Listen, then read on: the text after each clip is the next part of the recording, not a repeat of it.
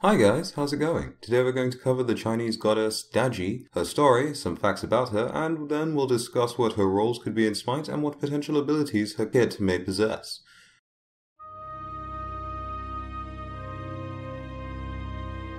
In 1047 BC, King Zhou of the Shang dynasty invaded Yusou and took Daji as his prize.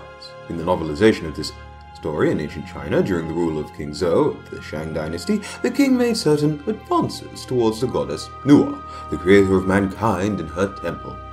After worshipping her, he partook in questionable activities after spying one of her statues. He was completely and utterly infatuated by the statue, thinking that she was looking pretty okay, so he decided to write love poems all over the walls of her temple and spouted blasphemy about his desire to marry her. Nuwa was disgusted, to say the least, by these acts and decided to punish the king by possessing the daughter of Su, a Chinese noble, with a vile 1,000-year-old fox spirit. The king became infatuated by his daughter, known as Daji, and would spare no expense in his campaign to win her favor. Daji enjoyed the company of animals, and so, to please her, a zoological Xanadu was constructed just for her. Daji became one of the king's many concubines. When one of these concubines protested, she was executed and her father was sliced to pieces, all to please Daji. Daji had a certain affinity for torture. She reveled in it, and in turn corrupted the king, who became far more destructive and vile towards his people. After their marriage, the kingdom witnessed an evil and terror at the hands of these near-demonic oppressors, from ordering a farmer's feet be lopped off so that Daji might study them to conclude how they were so resilient to low temperatures, or when she had a pregnant woman's belly cut open as to satisfy her curiosity and to know what might be happening inside. To verify an ancient saying that a good man's heart has 7 appendages, she even had the heart of a minister, Baigan, King Zhao's uncle, dug out. Being totally awesome, Baigan did not immediately die, nor did he let a single drop of blood graze the floor when he presented his heart to the king. After this, he left the palace and followed a wise strategist's instructions to return home without turning back. On his venture home, he was approached by what appeared to be a huckster. The huckster piqued Baigan's interest and lured him into turning round, shortly after which he collapsed and died, leaving his heart subject to Daji's scrutiny. In case you weren't getting it by now, you don't want to be anywhere near this Daji person. Though, to be fair, when Daji did kill Baigan, in this sense, if you consider her to be the killer, Baigan did kill all of Daji's other fox spirit at a party prior to this, and this was kind of Daji's revenge, so I suppose she's a little less evil, maybe? Yes?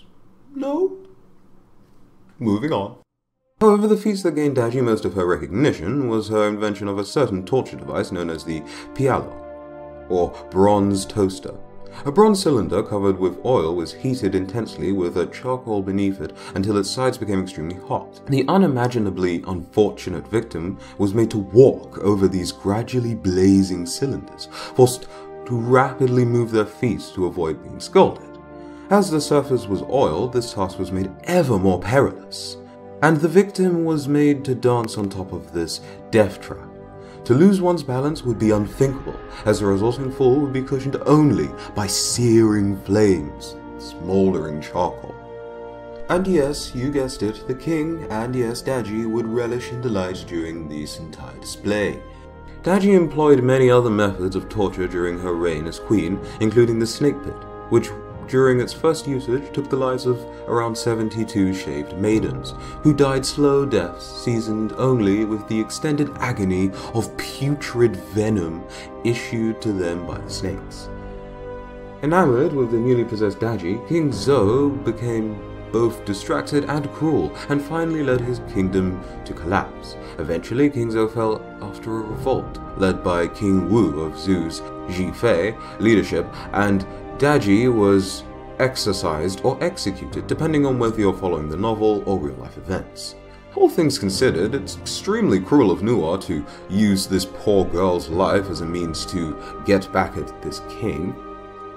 And it seems even more tragic in the novel, where pre-possession, Daji may not necessarily have been so cruel.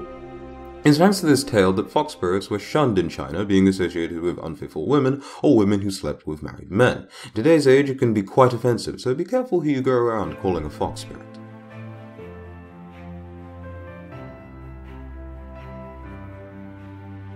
Judging from her story, I think she's sounding a lot like a mage or an assassin. Now, considering the fact that the last assassin that we got was Camazotz, and we had at least one of every other class release since his release, it's safe to say that she will be either a mage or an assassin.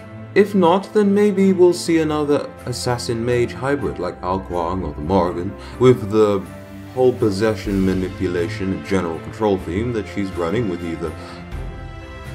As for the data mining nodes themselves, we'll work backwards this time. Her ultimate is labeled Diablo. Just imagine how broken that thing sounds considering the story. I don't want even to begin to imagine what type of CC and damage numbers that thing will have and use. Then, this is not certain to make its way into the game. Just remember, Camazott's ultimate was data mined to have an execute and be along the lines of Seket's ult. But that didn't happen.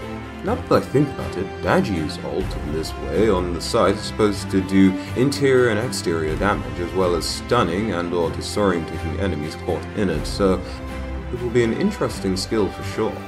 The 3 is some sort of dash, and the 1 apparently works with the passive, and all of these names point to her being an assassin. It doesn't mean that she couldn't be magical though, but more than likely she's an assassin. Well, that's pretty much all I have for you guys this time. Shortest one I think I've made so far of these lore videos, but what you gonna do? If you enjoy it, go ahead and leave a like as always, and if you're new, subscribe to the channel for more great content just like this. I might go ahead and work on a different character's lore, so not necessarily a new god, but just a god that's already existing in game. If you guys have any ideas for gods that you'd like me to tackle with this lore series, go ahead and leave in the comment section things that you'd like to find out about them, or just the gods themselves, and I'll see what interesting little tidbits I can find out about them, or just interesting things generally, as well as, of course, their stories. Until the next video, have a very good day. I've been Prime, and I'll see you in the next one. Bye bye.